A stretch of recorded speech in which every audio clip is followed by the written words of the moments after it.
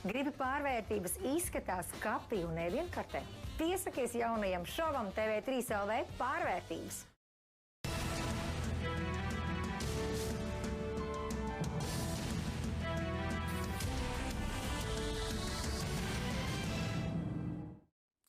Labvakar ceturtdienā ar jums kopā raidījums Ledus punktā, un lūk ieskats šī vakara sižetā. Čiekurkalnā demontētās magnētu rūpnīcas teritorijā apsaimniekotāji šonedēļ atraduši kameru.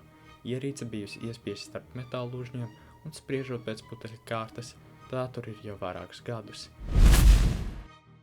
Tajā saglabājies materiāls, kuru filmējas kāds pucaudzes dažas stundas pirms viņa pazušanas. Video datējums liecina, ieraksts veikts pirms vismaz 4 gadiem. Tās autors vēl joprojām nav atradies. Brīdinām, ka turpmāk redzamais video var būt satraucošs, mēs parādīsim tikai dažus fragmentus no atrastā ieraksta.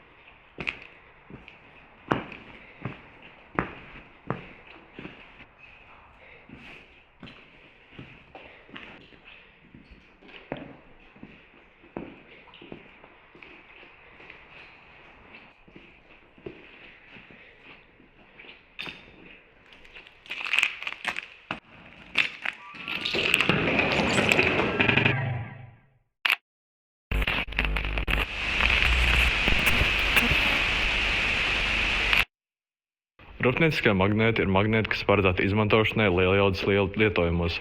Atšķirībā no mazajiem magnētiem, kurus jūs varat redzēt uz leduskapja, tie ir daudz lielāki un stiprāki. Tie ir dažādās formās, izmēros un materiālos. Kāds ir piemērots īpašām rūpniecības vajadzībām. Rūpnieciskās izturības magnēti tiek izveidoti no tādiem materiāliem kā neodīma magnēti, ferīts un alinko, kas viņai piešķir neticamu magnētisko spēku. Viņa spēks ļauj viņai pacelt smagus priekšmetus, kārtot materiālus un pat radīt elektrību. Magnēti rūpnīcās tiek izmantot gan visur, jo tie atvieglo darbu, padara procesu ātrāku un drošāku.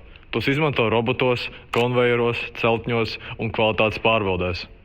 Fabrikās jau kopš 19. gadsimta lieto magnētus priekš vairākiem nolūkiem, kā metāla šķirošanā. Industriālās revolūcijas laikā magnētu pielietojums ražošanā strauji paplašinājās. Elektromagnētus sāka izmantot jaudīgi ierīču būvē. Piemēram, jau 1830. gados Džons Henrijs radīja spēcīgs elektromagnēts, kas spēja pacelt simtiem kilogramu un deva pamatu telegrāfa ierīcēm. 1870. gados magnētiska atdalīšana kļuva komerciāli nozīmīga rūpnīcas un kalnu rūpniecībā. Magnēti sāka šķirot metāla lūžņus un rūdu atlasīti, atdalot dzelzi no citiem materiāliem. Piemēram, šo laiku minerālu procesos izmantoja Johna P. Veterila izgudroto magnētisko atdalītāju. Drupinātāju minerālu plūsma ar konvejeru lentu veda zem elektromagnētiem, kas ieslēgšanas brīdī nošķīra ferromagnētiskos piemaisījumus. Mūsdienās magnēti izvelk dzelzs un tērauda gabalus no atkritumiem vai izejmateriāliem.